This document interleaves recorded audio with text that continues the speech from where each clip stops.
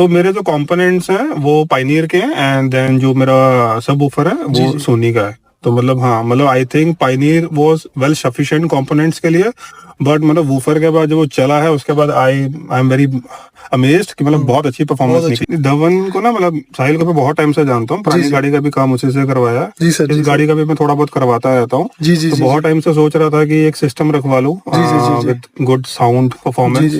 तो आज फाइनली मैंने करवाया। I am just loving it. Well guys, I will say कि do come over here. Dhawan को मैं बहुत टाइम से जानता हूँ, and you gonna get best prices and satisfactory results.